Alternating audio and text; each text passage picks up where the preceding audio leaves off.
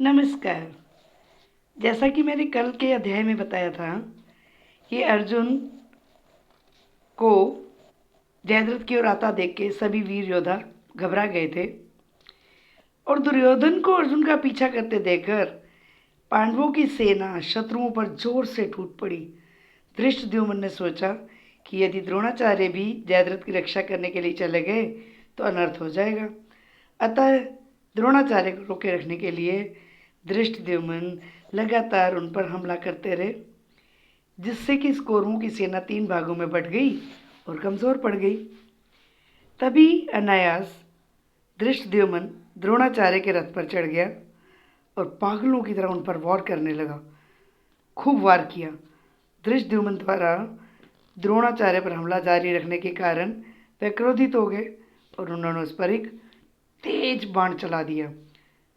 यदि सात्यकी का बाण द्रोण के बाण के बीच में ना नष्ट कर देता तो वह बाण धृष्टद्युम्न के प्राण ही ले लेता।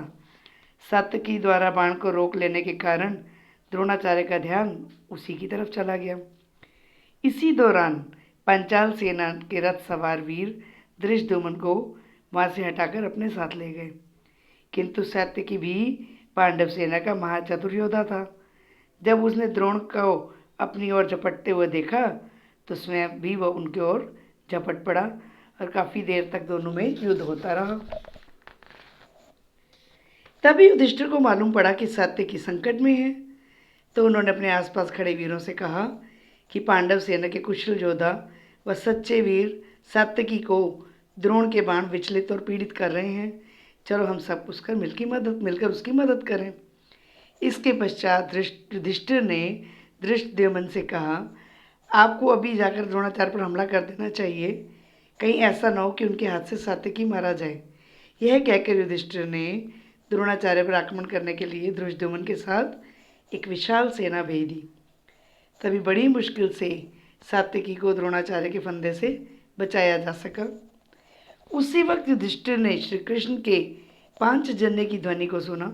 ये शंख था। उस ध्वनि को सुनकर वो चिंतित हो गए और बड़ी अधीरता से उन्होंने सात्यकी से कहा कि तुम अभी इसी क्षण अर्जुन की सहायता के लिए चले जाओ। परंतु सात्यकी ने बड़ी विनम्रता के साथ युधिष्ठिर से कहा, युधिष्ठिर, आप द्रोणाचार्य की प्रतिज्ञा को तो जानते ही हैं। हमारे ऊपर तो आपकी रक्षा का भार है। श्री कृष्ण और अर्जुन मुझे यह आदेश देकर गए हैं कि मुझ पर विश्वास करके यह बहुत बड़ी जिम्मेदारी डालकर गए हैं। मैं उनकी बात को नहीं टाल सकता। अर्जुन के लिए अब जरा भी चिंतित ना हो, उन्हें कोई भी नहीं हरा सकता। उधर जैसे ही सात्यकी युधिष्ठिर को छोड़कर अर्जुन की ओर जाने लगे, वैसे ही द्रोणाचार्य ने पांडव सेना पर आक्रमण करना शुरू कर दिया। पांडव की सेना बिखर गई। अब आप कहेंगे कि क्यों जा रहे थे सात्यकी मना करने के बाद भी? क्योंकि युधिष्ठिर ने उन्हें जिद करके बोला कि नहीं, तुम जाकर पहले अर्जुन की रक्षा करो। अब जैसे ही द्रोणाचार्य ने पांडव की सेना पर आक्रमण किया, पांडव सेना बिखर गई, इसलिए उन्हें पीछे हटना पड़ा। यह दृश्य देखकर तो युधिष्ठिर और भी चिंतित हो गए। उन्होंने भीम से कहा, भीम, तुम भी मेरी बात मानो और अर्जुन के पास चले जाओ। सात्यकी और अर्जुन का हाल मालूम करो और इसके लिए जो भी कुछ करना आवश्यक हो वह करो और वापस आकर मुझे सूचित करो। मेरे कहने पर ही सात्यकी कौरव सेना से युद्ध करता हुआ अर्जुन की सहायता के लिए गया है।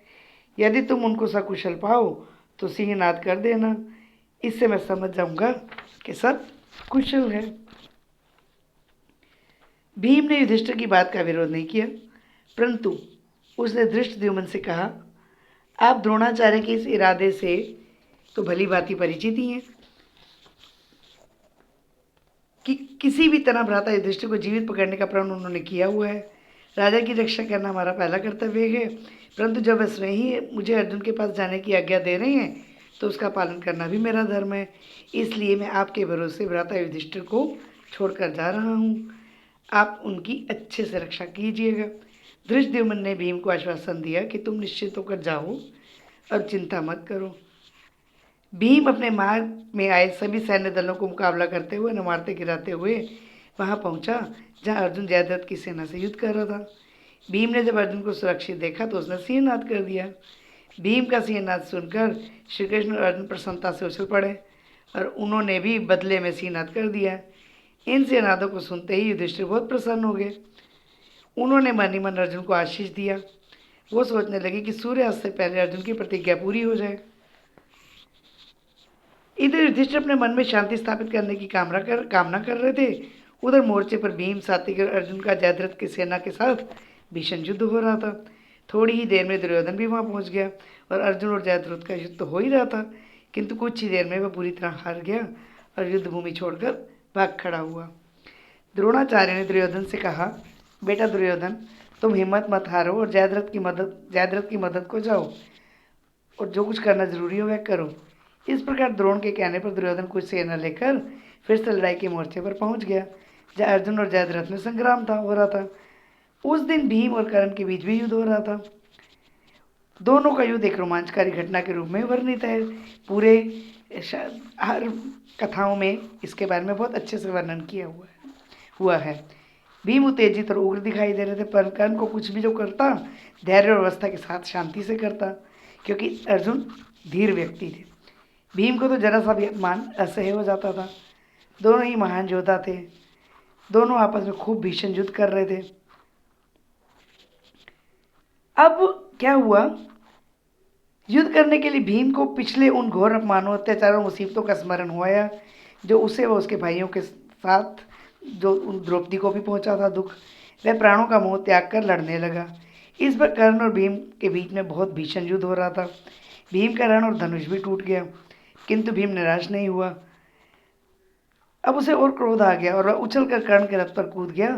तब कर्ण ने रथ के ध्वज के स्तंभ की आड़ ले ली और भीम को झपट से समय को उसने बचा लिया। भीम नीचे जमीन पर कूदकर भीषण अद्भुत युद्ध करने लगे। मैदान में सभी तरह के होते घोड़े, हाथी, रथ के पहिए आदि जो भी पड़े थे वो उठाता और उसे कर्ण पर फेंक देता। कर्ण को मतलब एक पल भी वो आराम नहीं लेने दे रहे थे। कभी उस पर कुछ फेंकता भीम, कभी कुछ फेंकता। यदि उस समय कर्ण चाहता तो वह भीम को बड़ी आसानी से मार सकता था, किंतु भीम निहत्था था। उसके पास कोई शस्त्र नहीं थे, इसलिए उसने भीम को मारना उचित नहीं समझा। वैसे भी उसे माता कुंती का दिया हुआ वचन याद था कि वह अर्जुन के अलावा और भी किसी पांडव को युद्ध में नहीं मारेगा। चलिए आज का अध्याय समाप्त करते हैं। मिलते हैं अगले अध्याय में। नमस्कार।